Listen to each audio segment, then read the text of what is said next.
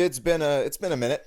It's only been about a week or so since my it's been 2 weeks as of me dropping this video, but I'm recording this. It's been a week since my last video, and uh, I mentioned in my prior video that I had a couple of ideas, and this is another one of them. But I keep getting new ideas every day, every minute. Everything comes to me at such a random time. I'll be standing in the shower, using the Dr. Bronner's. That stuff is really cold if you get the mint stuff. I'll be using my Dr. Bronner's in the shower, and something will pop into my head, and I'll go, "That's a great idea. That's a good video idea." I only just wish that I would write more music instead of coming up with YouTube video ideas, because this isn't what I want to make my career out of. But I do feel like I have something really important here. So today we're going to be talking about a project that's really kind of niche, at least to mainstream music. This guy is not unknown whatsoever. His name is Oliver Nelson. Oliver Nelson is an incredible American musician. His career is extensive. He has a discography that is amazing, and he's famous particularly for the blues and the abstract truth.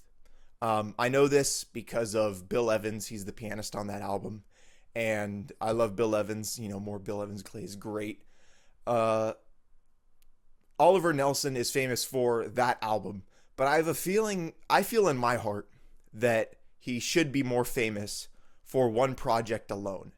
That being his memorial piece dedicated to the late, great Reverend Dr. Martin Luther King Jr. This album is amazing, and it's titled Black, Brown, and Beautiful. And the context that this was written in is extraordinary. This album, at least one of the first pieces that was written for it, was written 2 days after Dr. King's death in 1968, but the album was published in 1970. The opening is titled Aftermath. It's sorrowful and chaotic in a way. It doesn't feel like typical music. It feels more avant-garde, like a Stravinsky piece. It doesn't feel like it's trying to tell us anything specific other than this is the state of the world that we find ourselves in after MLK's killing. Every ounce of sorrow, rage, and sadness that both we, the audience, should feel and Nelson feel are put to the forefront of this track. And according to the liner notes, it's just supposed to reflect the actions of the people at the time. There were riots and revolts and civil unrest in the immediate aftermath of Dr. King's death. And this leads into the next track, Requiem. I'd say this comes back later at the very end of the project, but it doesn't come back perfectly. While Aftermath is chaotic and almost unintelligible in its rage and the direction it wants to, point its emotions, Requiem feels like it knows what it's trying to say. It's clear. It's driven in a way. There's motivation behind it, if that's even the best way to put it. There are only two pianos on this track, so it's not too full compared to much later down the line when Requiem returns. The two pianos, it is genius instrumentation on Oliver Nelson's part to only include two instruments, and they contrast very well with each other. There's one piano that's rhythmic, driving. It plays virtually the same thing the entire time, and it really sets the groundwork. It's a structural piece. The second piano, however, is melodic and it's heartfelt. It has feeling to it. Oliver Nelson says in his liner notes that he should have titled this song, maybe instead of Requiem, he should have titled it "You Can Kill a Man, but You Can't Kill the Movement." And from my perspective, the rhythmic piano, the one that's looped virtually throughout the entire song, represents the movement for civil rights, for equality, for the right to work, for the right to freedoms that so many people don't have. That's what the rhythmic piano represents. The melodic piano that has the heart to it, the feel, the love, represents the man, in this case, Martin Luther King Jr. I think that's an intricate way of looking at it because it's not immediately clear that this is what that represents, but Nelson says so in the liner notes. He doesn't say it directly, he kind of implies it. So I think that's a bit genius. And then we get into some more chaos with Lamb of God. Now, the chaos here isn't all out. Nelson contemplates that Martin Luther King ended up being a pawn and a sacrifice. And the wailing string melodies of this piece are beautiful and filled with, the best word to describe it is sorrow, and also grief for a man who, frankly, only saw the best in people. These are Oliver Nelson's own words when he says he was a pawn and a sacrifice, and that's where he gets the title Lamb of God. This whole track is filled with anger and angst and frustration that's left unresolved for most of the rest of the album. The next piece we get to was originally written for male voice and orchestra, according to Nelson. The next track is titled Martin Was a Man, a Real Man. And this is something of a salute to the great civil rights leader. Nelson notes in the liner notes that the intervals of the track are the same as Taps, the military burial song. Whenever a veteran or a person who served in combat is laid to rest in America, they play Taps, which is based off of an inverted chord. So I think that's kind of beautiful. Additionally, the variations here are wild and really show off the genius. It shows off the genius of Oliver Nelson's orchestration and his ability to play. It opens with the string melody that becomes something of a march and then a saxophone solo. And then it goes back into a march with the strings, and it's very beautiful. I really love this track. This is the last song on this side of the album. So as we're coming to the end of side one, we feel the sadness, but there's still that bit of hope in who Martin Luther King Jr. was.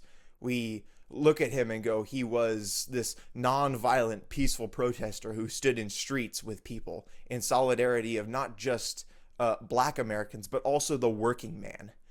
This is something that I think is ignored a lot in Martin Luther King Jr.'s legacy, was that while he was a civil rights leader, specifically speaking for Black Americans, he also felt deeply, especially at the end of his career after he met Malcolm X, the great Malcolm X, he started to stand more in solidarity with the idea that the working man was abused and needed to rise up and own his own work and own his own labor. So this is a phenomenal first side to an album that introduces the grief and the frustration of losing somebody who is so important to not just you, but so many millions of people around the world, even today. So we have this groundwork set for we have the groundwork set of a album that should just be filled to the brim with tears. Yet the ending of this first side leaves us filled with a bit of optimism of, okay, we got to march on. We have to keep fighting for the future, which leads us into the second side, which starts with self-help is needed. Nelson states that Black Americans can't expect help from the federal government, that they're going to need to fight in any way. They need to fight tooth and nail in any way possible in order to achieve their own rights and their own ability to work and live a life in this country. I don't think there's much else I could say about it. It's very nice. It's laid back. it feels like it definitely feels like a song out of the 60s.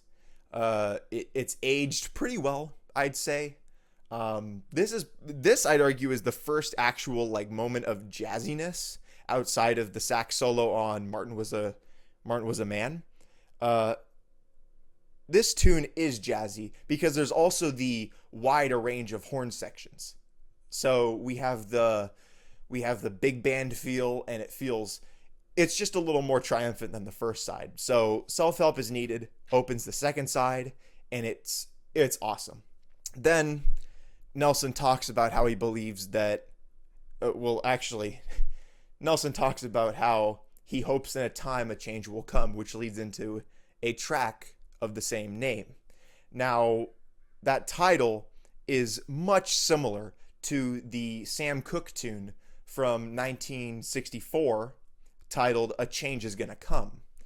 I don't know if Nelson was inspired by that song at all. It's likely that he was, because it's such a famous protest anthem that everybody knows it now. To propose that Oliver Nelson was writing a piece titled something similar to a very famous protest anthem, it's not out of the realm of possibility that he was inspired by Sam Cooke and his work. This track is heartfelt. Like I said, it's as heartfelt as every other piece of music on here. I'm also kind of just really excited for the next track, which is my favorite one on the project. But I hope in time a change will come is self-explanatory. He even says that in the liner notes. The next track, which really kind of opens this almost final act of the entire project, is 3210. Now, this was written for Maestro Nobuo Hara of Tokyo. I think I botched that name. The maestro asked Nelson for a triumphant Rush of Blood to the Head composition to commemorate and accommodate the astronauts of the Apollo 11 mission in 1969. If you view the second side of the album as more or less context and musical reflections of the mid to late 60s into the very early 70s, this track makes perfect sense being placed here, because you have the lunar mission happening. You have three great Americans going to space and risking it all for us to explore the cosmos, at least take our very first step towards another celestial body. However, I think that this is included here for a plethora of reasons. The main one being Nelson's acknowledgement of societal problems down here on Earth, while Neil Armstrong, Buzz Aldrin, and Michael Collins, I think it's Michael Collins, are all up in space. I think it's included because Nelson is acknowledging that, yeah, you've got these guys up there who are having the time of their lives, while we're stuck down here kind of footing the bill, and some people here can't even eat. Some people here don't have access to clean water. Some people here live on our streets. I mean, for Christ's sake, our veterans nowadays, even today, live on the streets, some of them. And it's not a choice.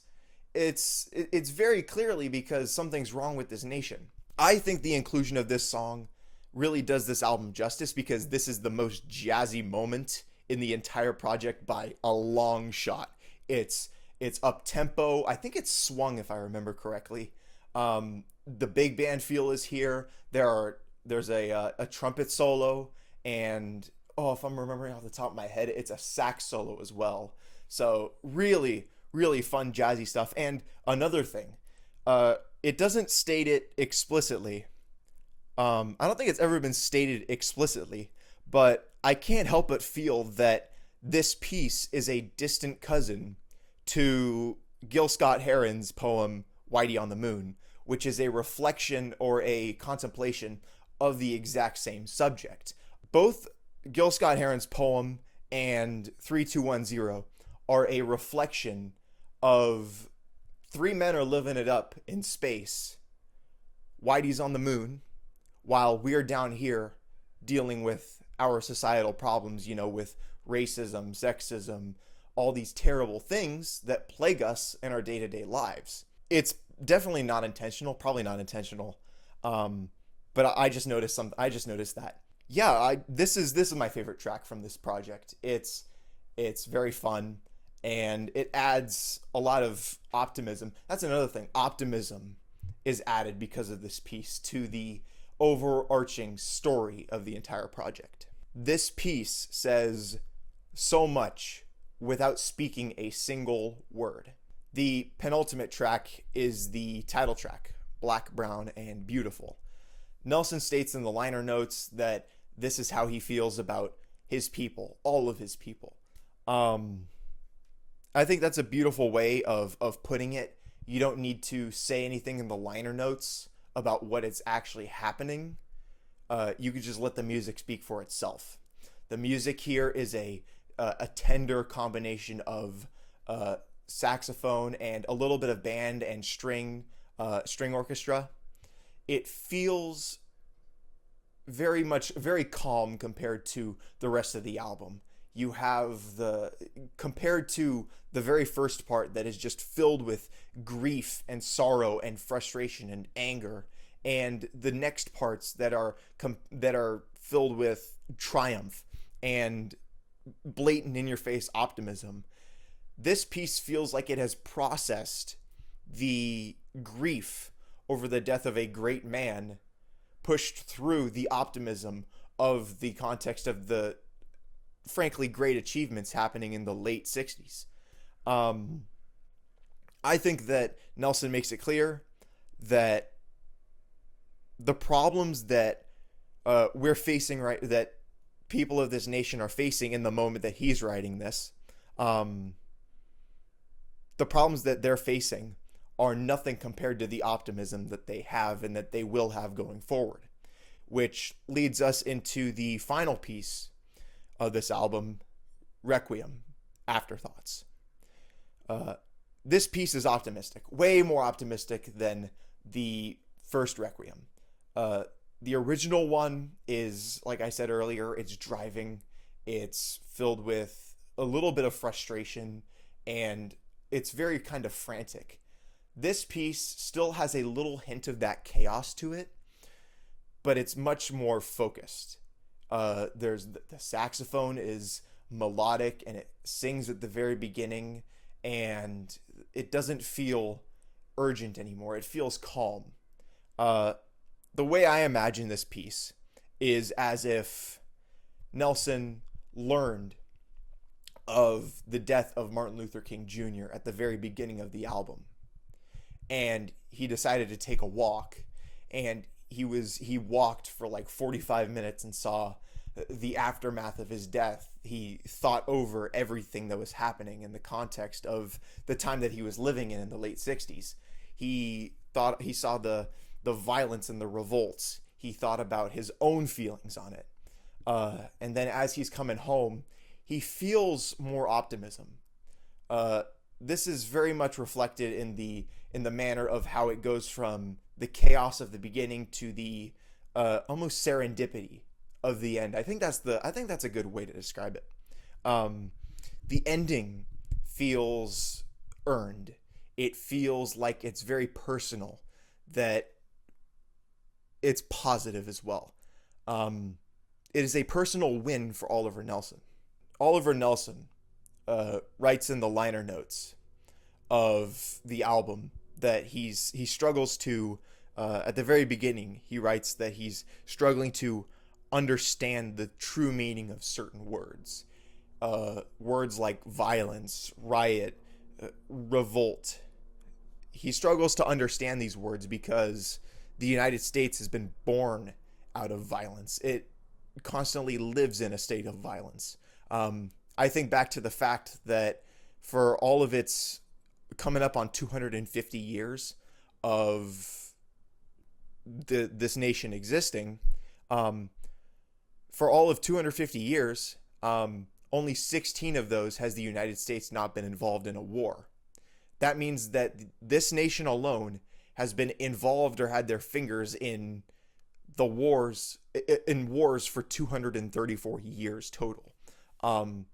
I only personally think about how many countless lives have been lost because of something like that.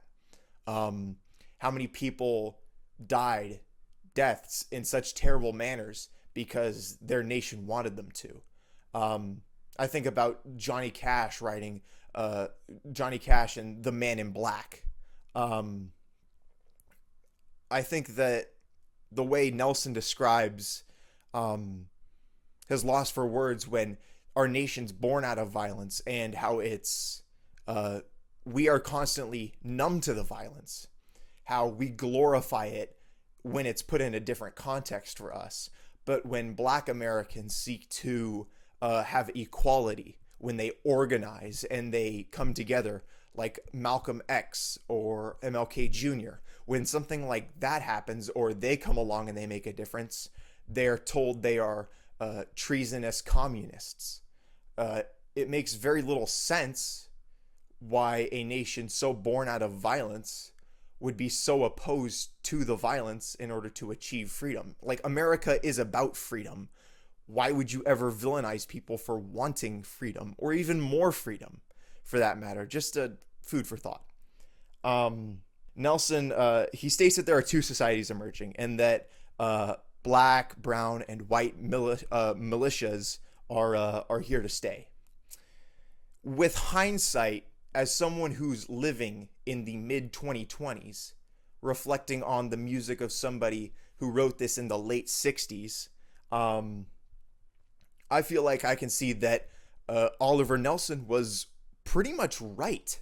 One of the last conclusions I want to draw is Nelson states that after a tour of French West Africa, he became convinced that America is where his roots are.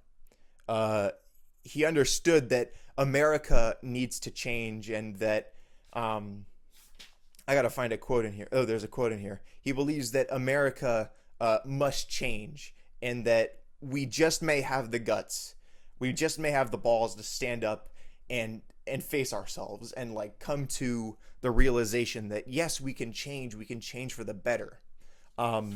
He says this, and he also says that we have to change before a George Wallace type president or politician is elected. The election of an executive like that would surely spell the deaths of millions of people, especially Black Americans, and it would lead to the poverty and disenfranchisement of millions of people simply based on their race and because of the circumstances they were born in.